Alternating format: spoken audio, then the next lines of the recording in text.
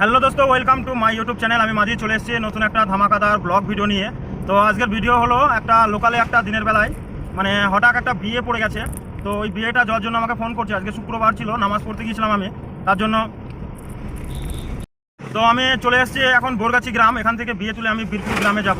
তো চলো, যেতে যেতে কথা হচ্ছে, আর ভিডিওটা লাস্ট পর্যন্ত দেখতে থাকবে। ধামাকাদার একটা ব্লগ ভিডিও হতে চলেছে। আর 2 নম্বর কথা হচ্ছে, অনেক দেরি হয়ে গেছে, গালাগালি খুব করলো, যা করলো। তো চলো, লোক তুলে তারপর আবার কথা হচ্ছে। আমি এই সামনে এই মোড় থেকেই লোকটা তুলবো। তো চলো দেখো, লোক তোলা হোক। তো ভাই আমি এখানে আসলাম, এসে দেখছি এখানকার অবস্থা এরকম। তো আমাকে ফোন করে অনেক কিছুই বললো।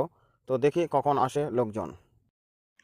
তো ভাই গাড়ি নিয়ে এখানে মানে দাঁড়িয়ে আছি, মানে গালাগালি যা করলো। এখন কোনো লোকের কোনো ব্যাপার নেই, গাড়ি লাগিয়ে দিয়ে আমি দাঁড়িয়ে আছি। শুধু একটা বয়স্ক লোক এসছে, আর কেউ আসেনি। তো ওয়েট করি, দেখি কখন আসে, তারপর যা বলার গাড়ি মালিককে আমি বলবো ফোনে। তো চলো ভিডিও দেখতে থাকো।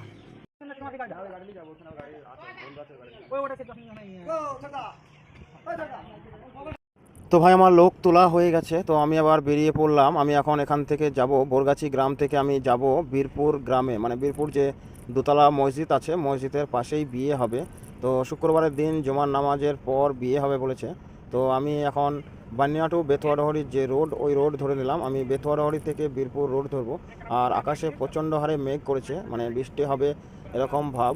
তো বাড়িতে অনেক কাজ ছিল, কাজ মাজ সেরে এবার আস্তে আস্তে আমি এই ভাড়াটা আসলাম। তো চলো যাই, সামনে আগিয়ে কথা হবে। তো ভাই আমি গোপীপুর মোড়ের কাছে চলে এসেছি। আজকের আকাশের যে ওয়েদার কিছু বোঝা যাচ্ছে না, কারণ মাঝে মধ্যে রোদ হচ্ছে, আবার মাঝে মধ্যে মেঘ করছে। যে কোনো টাইমে বৃষ্টি হতে পারে। তো যদি বৃষ্টি হয়, এমনি গাড়িতে কাদা ছিল, আমি নামাজ পড়ে এসে গাড়িটা অনেকক্ষণ কষ্ট করে ধুয়ে নিলাম। আবার যদি বৃষ্টি হয় তাহলে আবার কাদায় ভর্তি হবে। তো দেখে সামনে আগিয়ে গিয়ে আবার কি হয়।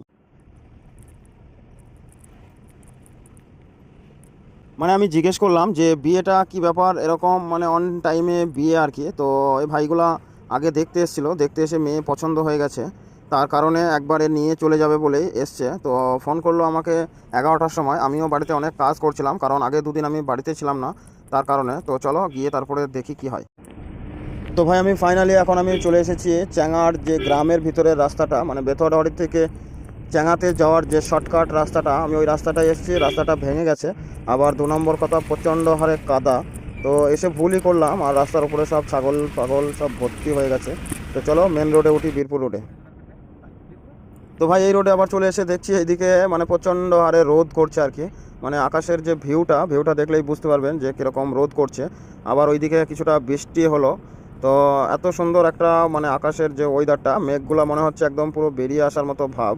আর এই রোডটা খুব ভিড়ভাট্টা হয়, মানে দুপুরবেলা বলে তার জন্য একদম পুরো ফাঁকা। আর আমিও খুব জোরে একটা যাচ্ছি না, কারণ কোনো এমার্জেন্সি কিছু নেই। তো চলো দেখি, আমি এই পাটকিবাড়ির যে অঞ্চল আছে, অঞ্চলের সামনে চলে এসেছি। তো এখান থেকে আর বেশি না, 6-7 কিলোমিটার মতো আর কি।